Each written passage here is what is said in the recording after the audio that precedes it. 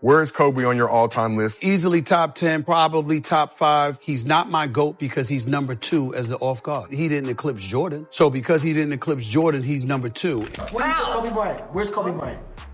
I'd put him, he's in my top 10. What the f***? Huh?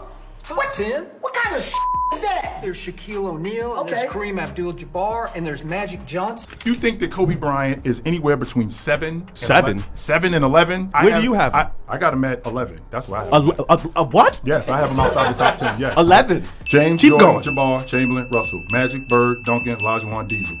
Those are the 10 guys that I had him. With that being said, now What the hell? They said he was selfish. They said he couldn't win without Shaq. They said he'd never be Jordan. For years, the media tore Kobe Bryant apart, questioning his legacy, doubting his greatness, comparing him unfavorably to the next generation's chosen one. ESPN analysts lined up to crown LeBron before he'd even won his first ring. The narrative was set. LeBron was the future. Kobe was the past. But here's what they didn't count on. Mamba mentality doesn't care about your narratives. Where is Kobe on your all-time list? Easily top 10, probably top 5. He's not my GOAT because he's number 2 as the off guard. He didn't eclipse Jordan. So because he didn't eclipse Jordan, he's number 2. And because we're making the argument about LeBron in terms of his versatility, being a guy that can play 4 different positions, being a point forward, being a guy that's a 27-point per game scorer, and kind of things that he's been able to do. But LeBron's resume, in a lot of people's eyes, 10 NBA Finals, 4 MVPs, 4 championships. I look at Kobe, and even though I would rather have Kobe, particularly in tight situations, but when you talk about the off-guard position, I think it's MJ and then it's Kobe. My attitude was Kobe's number 2 off guard, so automatically I didn't think about him as the GOAT. Let's talk about what really matters in the NBA. Not the regular season awards, not the all-time scoring lists, not even the triple-doubles. When the lights are brightest, when legacies are defined, there's only one currency that matters: championship rings. And when you count them up, the math is simple. Kobe Bryant, 5 rings. LeBron James, 4 rings. End of discussion, right? But somehow, someway, we're still having this debate. As much as I like LeBron, and he's one of the greatest I've seen, why do they just brush him past Kobe Bryant? I was just about to say that. You know, because, you get these guys always say, well, Charles ain't on this list because he don't have a ring. That's fair. I accept that. But Kobe's got 5 rings, and he's the closest I've seen to Michael Jordan. Why? Because we're living in the moment. And he's got 2 more rings than LeBron. In my top 5, Kobe's number 6, LeBron is number 7. Hey, listen, and that's no disrespect, but I'm not going to move LeBron past Kobe. I don't think that's fair. The disrespect started early. Remember when they said Kobe was just riding Shaq's coattails? 3 championships with the Big Diesel, and suddenly Kobe was nothing more than a sidekick, a Robin to Shaq's Batman. The media loved that narrative. They pushed it, they sold it, they made you believe it. But what happened when Shaq left? Kobe didn't crumble. He didn't run to another superstar. He didn't form a super team. He stayed in Los Angeles, put the team on his back, and won 2 more championships, back-to-back, as the undisputed alpha, no questions asked. I don't want this conversation. When I retire, I don't want people to say, okay, he only won because of Shaq. As unfair as that is, Magic never won without Cap, right? Michael never won without Scottie. Here I am getting stuck with this argument, which is not fair, but yet this is the argument people will make, and I'm not okay with that. So therefore I knew, okay, I gotta go. Meanwhile, what was LeBron doing when things got tough in Cleveland? He was planning his escape route, the decision. Remember that spectacle? An hour-long television special to announce he was abandoning his home team to join forces with Dwyane Wade and Chris Bosh in Miami, taking his talents to South Beach, creating the first modern super team, and even then, even with all that help, he lost in his first finals appearance with the Heat. Kobe never needed a televised breakup with his team. He never needed to join forces with other superstars in their prime. He bled purple and gold for 20 years. The answer to the question everybody wants to know. LeBron, what's your decision? In this fall, man, this is very tough. In this fall, I'm going to take my talents to South Beach and join the Miami Heat. Why?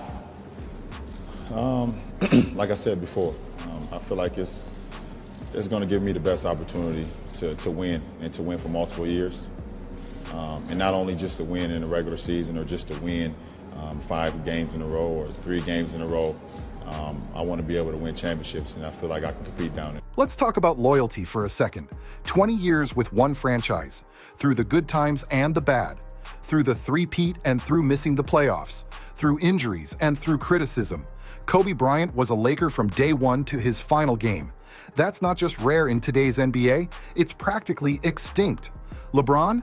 Cleveland to Miami, Miami back to Cleveland, Cleveland to Los Angeles. 4 teams if you count his second stint with the Cavaliers as separate.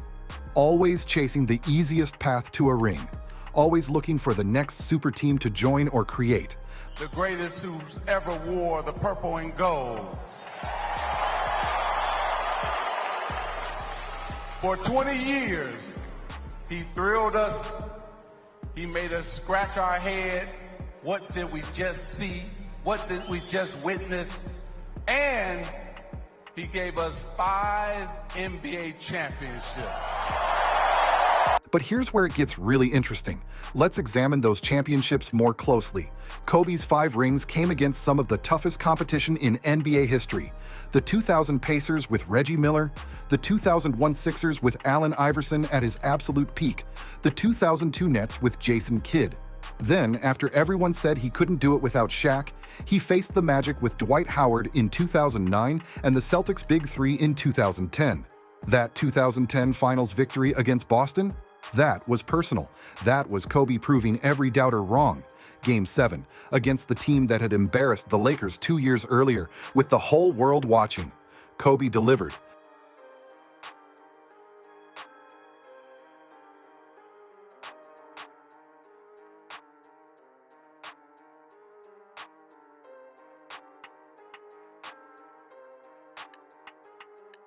Now let's look at LeBron's path. His first 2 rings came in Miami with Wade and Bosh. His third came in Cleveland, but only after Kyrie Irving hit the biggest shot in franchise history. His fourth? In the bubble with Anthony Davis, another top 5 player in the league. Every single championship required a super team. Every single one needed another franchise player to carry the load. That's not a coincidence. That's a pattern. Basketball on the court, complicated shots, shooting over taller opponents, footwork with extraordinary grace, the elan vital of the athletic balladry that he put on that court. I think there has been nobody better than Kobe Bryant. I think with the kind of will to win and playing through injury. Here's Michael Jordan. He's sick in one game, has a temperature. Scottie Pippen has to take him off the court. Oh my God, look at him. This man played with a broken finger and won a championship, had to rotate the ball off of the broken finger. I'm not denying the genius of Michael Jordan. I'm saying Kobe Bean Bryant, in my estimation, was the greatest basketball player. Studied the game, was a student of the game, worked harder than anybody else, including Jordan, to do what he did. That's why I think he's the greatest of all time. The killer mentality. That's what separated Kobe from everyone else, including LeBron. Kobe played through injuries that would sideline most players for months. Torn ligaments in his shooting hand? He played through it. Fractured finger? Kept playing. Sprained ankle? Barely missed a game. And who can forget April 12th, 2013? Kobe tears his Achilles tendon, one of the most devastating injuries in sports. What does he do? He limps to the free throw line, sinks both shots, then walks off the court under his own power. That's not human. That's Mamba mentality. As tough as he is, he was writhing in pain. So if you see Kobe writhing in pain, then you know it hurts. Yeah. And dislocations hurt. Yeah. And he had there's different degrees of dislocations. Mm-hmm. And if you can see my face, I really had to put a lot of traction on that bone to get it back in place. That's how dislocated it was. Mm-hmm. I put it in, and as soon as I did, you could just see that his pain went away. Anybody else would have still been in pain, but he walked right back on the court. Yeah, before I could even tape it, because I wanted to tape it, he was already gone. Compare that to LeBron's approach, the cramping in the finals, the dramatic exits when things aren't going his way, the load management, the selective effort during regular season games. LeBron is calculated, strategic, thinking about longevity. Kobe was raw, visceral, leaving everything on the court every single night. There's a reason why players feared Kobe more than they've ever feared LeBron. I just don't get it. What was the purpose of him just showing up in street clothes? You're not going to play. I did not agree with this decision, guys. I thought LeBron in this situation was selfish. He knew he wasn't going to play. He could have did exactly what Giannis did. Show up, put the uniform on. I'm here to support you guys, but I'm not going to play. The mere fact that he got on a flight and had to fly, and he's talking about his ankle and foot discomfort, the swelling goes on when you're up in the air. I did not agree with LeBron's decision. He showed up late. If you're not going to play, give someone else an opportunity to fill that spot. I disagree with LeBron's decision on this one. Let's hear from the players themselves. Charles Barkley, never one to mince words, has consistently ranked Kobe above LeBron. Kobe had that killer instinct, Barkley said. He wanted to rip your heart out. LeBron wants to be your friend. That's not just talk. That's someone who played against both, who understands what it means to compete at the highest level. Remember when Kobe ran and hit Pau Gasol right at the start of the Olympic game against Spain? And that guy, it was like family to him. Pau Gasol talks about Kobe Bryant like they were brothers now. And Kobe went and did that just to send the message. LeBron doesn't have that in him. LeBron is the guy flopping, not the guy running people over. And I think Kobe was greater than LeBron. So where did you get the killer instinct from as a basketball player? Because for me, I used to go on the Army base, and being the big kid, I used to have to play with the big guys. They used to throw me around and beat me up. Where did you get your killer instinct from? Well, yeah, I think a lot of it had to do with isolation. Growing up over there and being the only African-American kid. Not being able to speak the language, I gravitated towards the game. And in that game, you find a lot of, you find solace. Tony Parker, who battled both legends in the playoffs, didn't hesitate with his ranking. Jordan first, Kobe second, LeBron third. Think about that. Parker's Spurs eliminated LeBron's Heat in 2014, absolutely demolished them. But when asked about the toughest competitors he faced, Kobe still ranked higher. Why? Because Kobe brought a different energy, a different fear factor that LeBron simply doesn't possess. I played against Kobe in his prime, when I arrived, Spurs-Lakers was a must-watch, in the playoffs. It was unbelievable, the big three against Shaq and Kobe, it was just unbelievable. Metta World Peace, who actually played alongside Kobe and won a championship with him in 2010, put it bluntly, LeBron is not built the same. This is someone who saw Kobe's work ethic firsthand, who witnessed the preparation, the obsession, the relentless pursuit of perfection. When Metta talks about players not being built the same, he's talking about mental toughness, about the willingness to do whatever it takes to win. I mean, LeBron's gonna play well, but it might not look like it did 10 years ago. We can't expect that to happen because he's 35 years old. He's not 30 years old anymore. So you think it's age? I mean, everybody gets older, but you do get better. So you will see big games from LeBron, but I don't think you're going to see him flying all over the floor. Paul Pierce, another fierce competitor who faced both players in their primes, refuses to even rank LeBron in his top 5 all time. Pierce knows what it's like to battle these guys in the playoffs when everything matters most. He felt the difference between facing Kobe and facing LeBron. One made you question whether you even belonged on the same court. The other made you think you had a chance if you just played harder. Who are your top 5 most clutch shooters in NBA history? Who do you want taking the last shot? Definitely Ray Allen. I'll have to say, if I'm down one, probably go KD. After that, I got to put Reggie Miller in there, Jordan, and Kobe. You did not put yourself in there? No. That goes without saying. Even players from other sports recognize Kobe's superiority. Max Crosby, the NFL defensive end and diehard basketball fan, has Kobe and Jordan tattooed on his arm, not LeBron. When asked why, he talked about the mentality, the approach to competition, the refusal to accept anything less than greatness. Athletes recognize athletes, and they recognize that Kobe had something special that transcended basketball. You mentioned those tats. Can the camera see what these tats are here? Yeah. So we got. I got baby girl up here. We got Jordan, Ali, Kobe, Be Legendary, roses, diamonds. I love diamonds.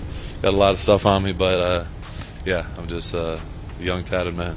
Let's talk about the clutch factor. Yes, LeBron has hit big shots. Yes, he's had memorable performances.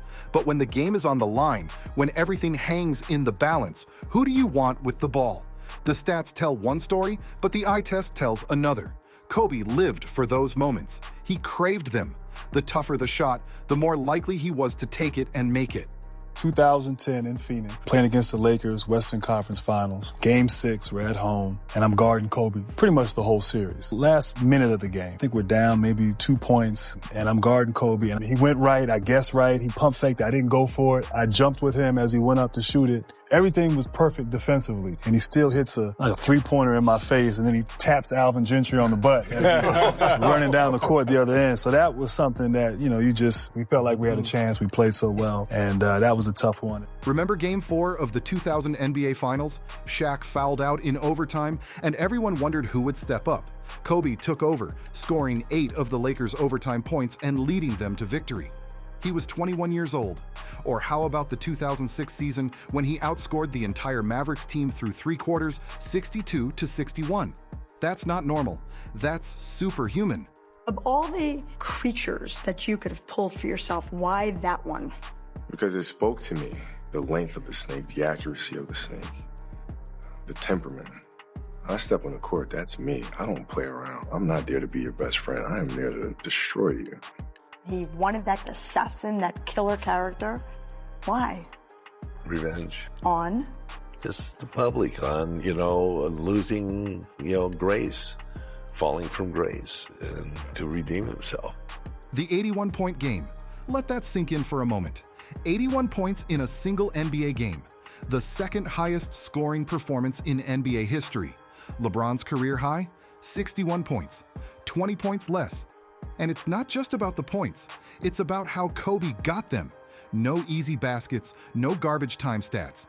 Every bucket was earned, contested, taken from a defense desperately trying to stop him. Kobe Bryant and LeBron James are playing one-on-one. Who's gonna win? Wow, that's tough. That's tough. I had to pick somebody. I had to pick Kobe. His one-on-one skills is just like, he's probably the best one-on-one player in the game. But beyond the individual performances, let's examine their approaches to team building. Kobe demanded excellence from his teammates. He pushed them, challenged them, sometimes even alienated them. But you know what? It worked. Players either rose to his level or they were gone. Pau Gasol credits Kobe with making him a champion. Lamar Odom says Kobe made him a better player. Even role players like Derek Fisher and Robert Horry stepped up in big moments because Kobe demanded it. February 1st, 2008, Chris Wallace calls me to his office and gives me the news that I was traded to the Los Angeles Lakers. That obviously changed my life and my career.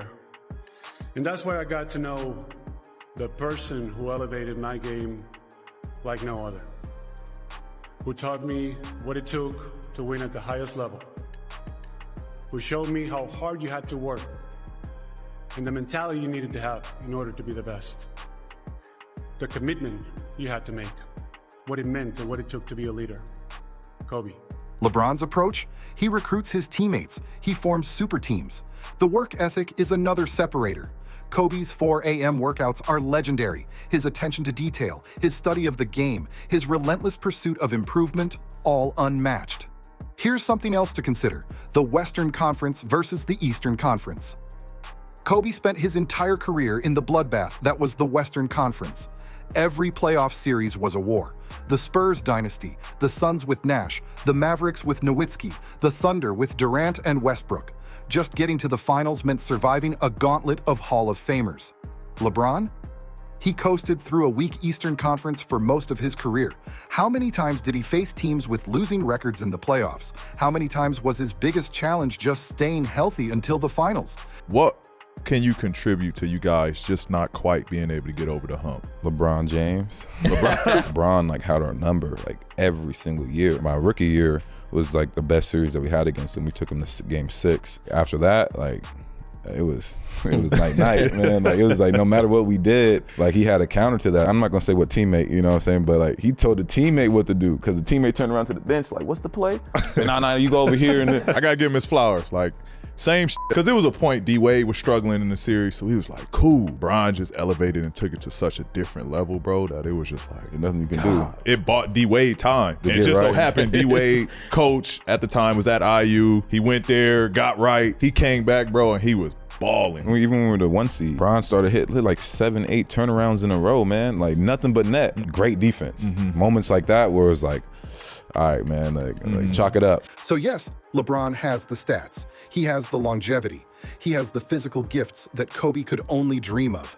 But Kobe has something more important. He has the rings, the respect, the fear, and the legacy of someone who never took the easy way out. He never formed a super team. He never switched teams to chase rings.